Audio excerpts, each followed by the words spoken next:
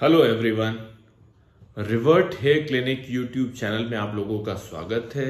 मैं डॉक्टर अमित सिंह हूं। मैं एक हेयर ट्रांसप्लांट सर्जन हूं और देहरादून और रुड़की में मेरे दोनों क्लिनिक्स हैं और मैं पिछले 8 साल से हेयर ट्रांसप्लांट और बाकी हेयर लॉस ट्रीटमेंट करता हूं।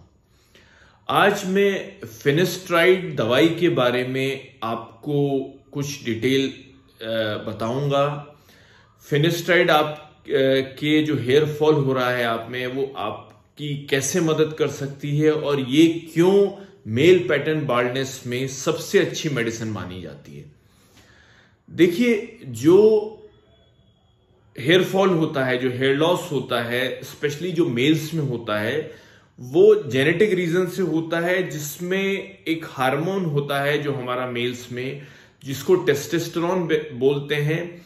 इसका एक कन्वर्जन होता है एक कंपाउंड में जिसको डाईहाइड्रोटेस्टोस्टेरोन बोलते हैं।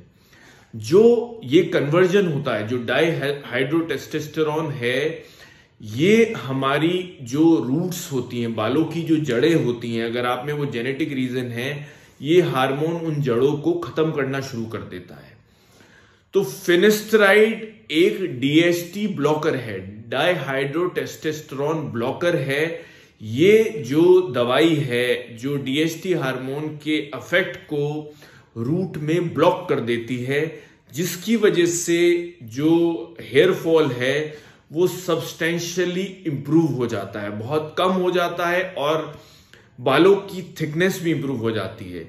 फिनेस्ट्राइड ही आज की तारीख में ऐसी दवाई है जो मेल पैटर्न जेनेटिक बाल्डनेस को स्लो कर सकती है। ये दवाई वर्ल्ड ओवर दी जाती है और लॉन्ग टर्म में इसके जो स्टडीज हैं, सबसे अच्छे फायदे देखे गए हैं। लेकिन फिनेस्ट्राइड दवाई आप सिर्फ कहीं भी मेडिकल स्टोर से लेके स्टार्ट कर दें, ये रिकमेंडेड नहीं है। ये ऐसी दवाई है जिनके साइड इफेक्ट जानने से पहले एक डॉक्टर से मिले बिना आपको कितनी डोज में फिनेस्ट्राइड की जरूरत है, आपको कितने टाइम पीरियड के लिए उसको लेना पड़ेगा, किस डोज पे लेना पड़ेगा, कब उस डोज को कम करना है, कब दोबारा से स्टार्ट करना है, ये एक डॉक्टर ही आपको बेटर गाइड कर सकते हैं।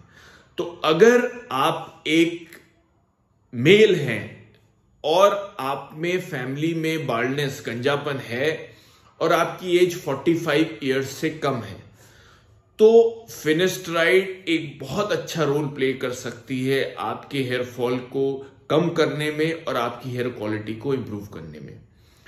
तो आप सबसे पहले आप एक हेयर एक्सपर्ट को विजिट करें, उनसे कंसल्ट करके आपको अगर फिनेस्ट्राइड वो रिकमेंड करते हैं तो कितने डोज में और कितने टाइम पीरियड के लिए लेनी है, वो आप उनसे अच्छी तरह से समझ ले।